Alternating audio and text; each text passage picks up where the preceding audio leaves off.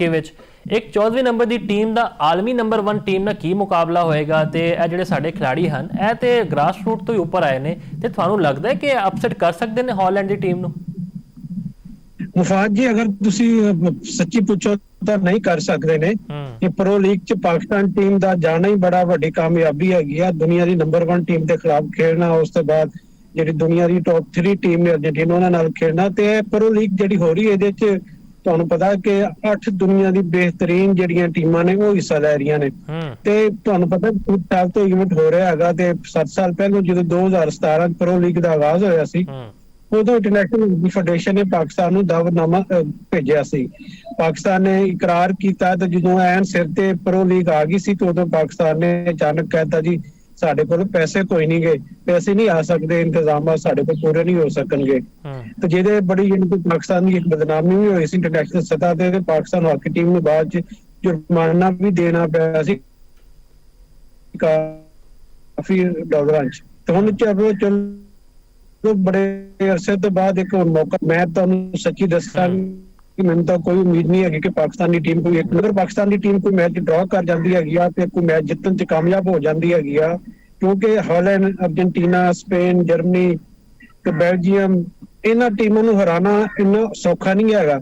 ਉਤੋਂ ਸਾਡਾ ਮੁਕਾਬਲਾ ਇੰਗਲੈਂਡ ਨਾਲ ਵੀ ਹੈ, ਇੰਗਲੈਂਡ ਨਾਲ ਵੀ ਹੈ, ਤੇ ਟੌਪ ਲੈਵਲ ਦੀ ਟੀਮਾਂ ਨੇ ਜਿਹੜੀਆਂ ਬੜੇ ਅਰਸੇ ਤੋਂ ਖੇਡਣ ਦੀਆਂ ਆ ਰਹੀਆਂ ਨੇ ਤੇ ਹਰ ਸਾਲ ਜਿਹੜਾ ਨਾ ਆਪਸ ਵਿੱਚ ਖੇਡਦੀਆਂ ਨੇ। ਤੇ ਜਦੋਂ ਕਿ ਪਾਕਿਸਤਾਨੀ ਟੀਮ ਤੁਹਾਨੂੰ ਪਤਾ ਕਿ ਇਹਨੇ ਇਸ ਸਤਹ ਤੇ ਕਦੇ ਖੇਡੀ ਵੀ ਨਹੀਂ ਹੈਗੀ, ਤੇ ਨਵੇਂ ਮੁੰਡੇ ਨੇ ਇਹਨਾਂ ਚ ਹੈ ਵਾ ਜ਼ਰੂਰ, ਲੇਕਿਨ ਇਹ ਯਾਰ ਕਿ ਸੱਚੀ ਪੁੱਛੋ ਤੇ ਮੈਨੂੰ ਇਹਨਾਂ ਤੋਂ ਕੋਈ ਅੱਛੀ ਪਰਫਾਰਮੈਂਸ ਦੀ ਉਮੀਦ ਕੋਈ ਨਹੀਂ ਹੈਗੀ ਆ।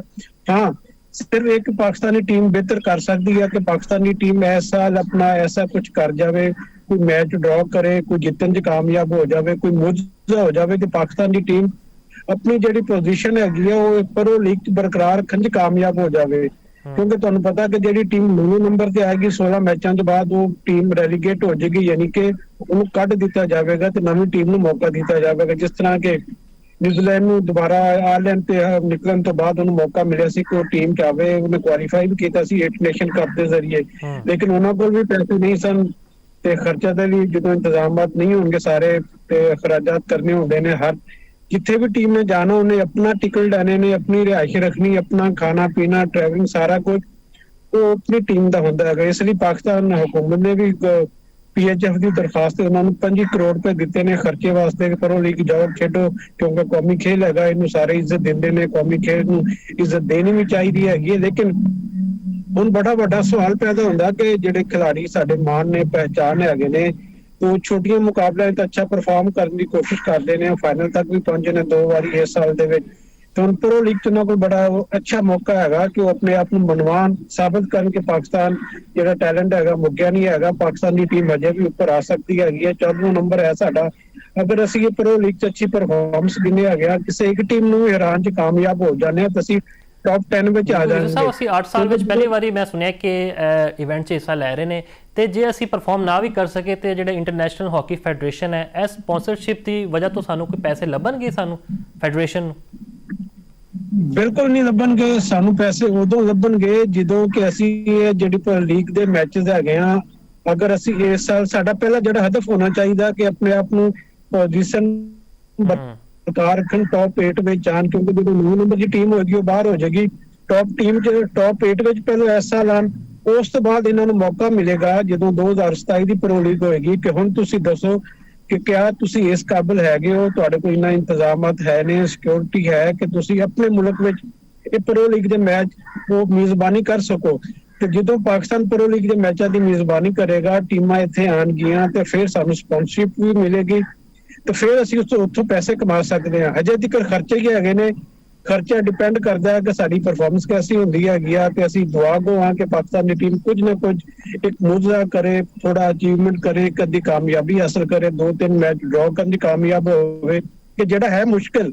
ਲੇਕਿਨ ਇਹ ਹੈ ਕਿ ਕਿਉਂਕਿ ਦੁਨੀਆ ਕਾਇਮ ਹੈਗੀ ਆ ਤੇ ਅਸੀਂ ਬਤੌਰੇ ਪਾਕਿਸਤਾਨੀ ਆਪਣੀ ਕੌਮੀ ਖੇਲ ਲਈ ਦੁਆ ਗੋ ਹੈਗੇ ਆ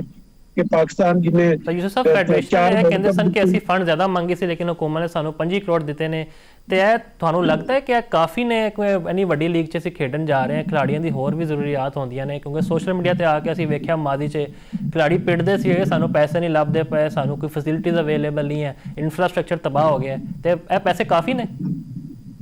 ਮੁਫਾਦ ਜੀ ਪੈਸੇ ਬਹੁਤ ਕਾਫੀ ਨੇ, ਅਗਰ ਇਮਾਨਦਾਰੀ ਨਾਲ, ਨੇਕ ਨੀਤੀ ਦੇ ਨਾਲ ਤੇ ਸਿਰਫ ਖਿਡਾਰੀਆਂ ਤੇ ਲੀਗ ਤੇ ਖਰਚ ਕੀਤੇ ਜਾਣ। ਅਗਰ ਇਹਨਾਂ ਨਾਲ ਜਿਹੜੇ ਬਾਕੀ ਲੱਲੇ ਤੱਲੇ ਹੁੰਦੇ ਨੇ, ਡੇਲੀ ਅਲਾਉਂਸ ਜਿਹੜੇ ਫੈਡਰੇਸ਼ਨ ਦੇ ਉਹ ਕੰਮ ਖੁਦ ਲੈਂਦੇ ਨੇ, ਤਾਂ ਫਿਰ ਜਿੰਨਾ ਵੀ ਪੈਸਾ ਹੋਏਗਾ ਉਹ ਕਰਨਾ ਕਾਫੀ ਹੋਏਗਾ। ਇਹ ਜਿਹੜੀ ਲੀਗ ਹੈਗੀ ਆ, ਇਹ ਮੇਲ ਦਾ ਮਜਮੂਈ ਅਸੀਂ ਐਸਟੀਮੇਟ ਲਗਾਈਏ ਨਾ, ਸਾਰਾ ਜਿਹੜਾ ਖਰਚਾ ਟਰੈਵਲਿੰਗ ਪਾ ਕੇ, ਡੇਲੀ ਅਲਾਉਂਸ ਵੀ ਮੁੰਡਿਆਂ ਦੇ ਪਾ ਲਈਏ, ਹੋਟਲਿੰਗ ਵੀ ਪਾ ਲਈਏ, ਤੇ ਬੜੇ ਅੱਛੇ ਤਰੀਕੇ ਨਾਲ ਇਹਨੂੰ ਮੈਨੇਜ ਕੀਤਾ ਜਾ ਸਕਦਾ ਹੈਗਾ। 5 ਕਰੋੜ ਦੇ ਅੰਦਰ ਵੀ ਬੜੇ ਅੱਛੇ ਤਰੀਕੇ ਨਾਲ ਸਾਰੀ ਚੀਜ਼ਾਂ ਹੋ ਸਕਦੀਆਂ ਨੇ। ਲੇਕਿਨ ਉਹੀ ਦੱਸਿਆ ਕਿ ਕਿਉਂਕਿ ਮਾਜ਼ੀ ਦਾ ਜਿਹੜਾ ਰਿਕਾਰਡ ਹੈਗਾ ਉਹ ਇੰਨਾ ਅੱਛਾ ਨਹੀਂ ਹੈਗਾ PHF ਦਾ, ਤੇ ਤੁਹਾਨੂੰ ਪਤਾ ਸਵਾਲੀਆ ਨਿਸ਼ਾਨ ਉਹਨਾਂ ਤੇ ਰਹਿੰਦਾ ਹੈਗਾ ਜਦੋਂ ਵੀ ਮਾਲੀ ਬੇਜ਼ਾਬਤੀਆਂ ਸਾਹਮਣੇ ਆਉਂਦੀਆਂ ਨੇ। ਸਪੋਰਟਸ ਬੋਰਡ ਨਾਲ ਵੀ ਫਾਇਦਾ ਤੇ ਇਹੀ ਹੈਗਾ ਨਾ ਕਿ ਅਸੀਂ ਇਹਨਾਂ ਨੂੰ ਪੈਸੇ ਦਿੰਦੇ ਹੈਗੇ, ਜਦੋਂ ਇਹਨਾਂ ਕੋਈ ਹਿਸਾਬ ਕਿਤਾਬ ਮੰਗਦੇ ਹੈਗੇ ਤੇ ਸਾਨੂੰ ਅੱਖਾਂ ਦਿਖਾਉਂਦੇ ਨੇ, ਹਿਸਾਬ ਵੀ ਪੂਰਾ ਨਹੀਂ ਦਿੰਦੇ ਨੇ, ਫਿਰ ਕਹਿੰਦੇ ਨੇ ਕਿ ਕੌਮੀ ਖੇਲ ਨੂੰ ਸਪੋਰਟ ਕਰੋ। ਸਭ ਕੁਝ ਮੁਮਕਨ ਹੈਗਾ ਪਾਕਿਸਤਾਨ ਵਿੱਚ, ਕੌਮੀ ਖੇਲ ਦੁਬਾਰਾ ਤਰੱਕੀ ਕਰ ਸਕਦਾ ਹੈ, ਟੌਪ 5 ਟੌਪ 6 ਵਿੱਚ ਅਸੀਂ ਆ ਸਕਦੇ ਹੈਗੇ ਅਗਲੇ ਸਾਲ। ਲੇਕਿਨ ਸਭ ਤੋਂ ਵੱਡੀ ਗੱਲ ਹੈ ਕਿ ਇਮਾਨਦਾਰੀ, ਨੇਕ ਨੀਅਤੀ ਤੇ ਮੈਰਿਟ ਤੇ ਟੀਮਾਂ ਦਾ ਇੰਤਖਾਬ ਹੋਵੇ, ਟੀਮ ਅਫੀਸ਼ੀਅਲ ਦਾ ਵੀ ਮੈਰਿਟ ਤੇ ਇੰਤਖਾਬ ਹੋਵੇ, ਤੇ ਫਿਰ ਪਾਕਿਸਤਾਨ ਅੱਗੇ ਵੱਧ ਸਕਦਾ ਹੈਗਾ। ਵਰਨਾ ਤੁਸੀਂ 50 ਕਰੋੜ ਵੀ ਲਾ ਦਿਓ, 50 ਅਰਬ ਵੀ ਲਾ ਦਿਓ, ਤੇ ਜਦੋਂ ਤੱਕ ਇਮਾਨਦਾਰੀ ਨਹੀਂ ਹੋਏਗੀ ਤਾਂ ਉਦੋਂ ਤੱਕ ਕੁਝ ਅੱਲਾ ਵੀ ਸਾਥ ਨਹੀਂ ਦਿੰਦਾ ਹੈਗਾ ਕਿਸੇ